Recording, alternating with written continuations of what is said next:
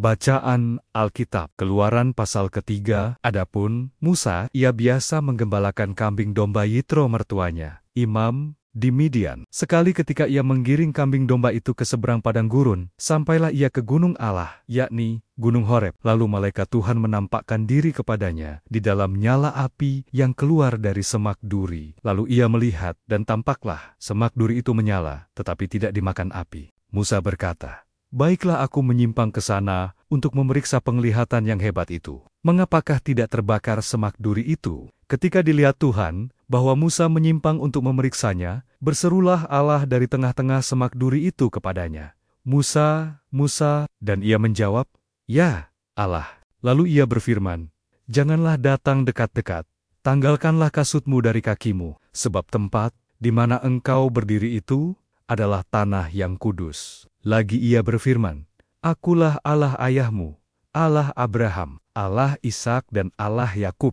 Lalu Musa menutupi mukanya, sebab ia takut memandang Allah. Dan Tuhan berfirman, "Aku telah memperhatikan dengan sungguh kesengsaraan umatku di tanah Mesir, dan aku telah mendengar seruan mereka yang disebabkan oleh pengerah-pengerah mereka. Ya, aku mengetahui penderitaan mereka. Sebab itu aku telah turun untuk melepaskan mereka dari tangan orang Mesir, dan menuntun mereka keluar dari negeri itu ke suatu negeri yang baik dan luas, suatu negeri yang berlimpah-limpah susu dan madunya, ke tempat orang Kanaan, orang Het, orang Amori, orang Feris, orang Hewi, dan orang Yebus. Sekarang seruan orang Israel telah sampai kepadaku. Juga telah kulihat betapa kerasnya orang Mesir menindas mereka. Jadi sekarang, pergilah, aku mengutus engkau kepada Firaun untuk membawa umatku, orang Israel, keluar dari Mesir." Tetapi Musa berkata kepada Allah, "Siapakah aku ini?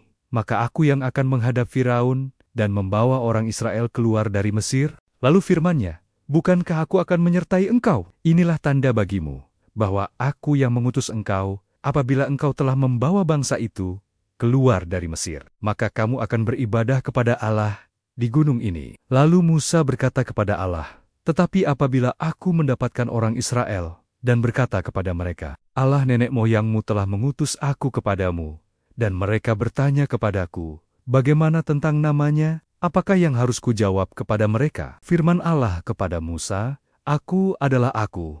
Lagi firman-Nya, 'Beginilah kau katakan kepada orang Israel itu, Akulah Aku, telah mengutus aku kepadamu.' Selanjutnya berfirmanlah Allah kepada Musa, 'Beginilah kau katakan kepada orang Israel, Tuhan, Allah nenek moyangmu, Allah Abraham, Allah Ishak, dan Allah Yakub, telah mengutus aku kepadamu.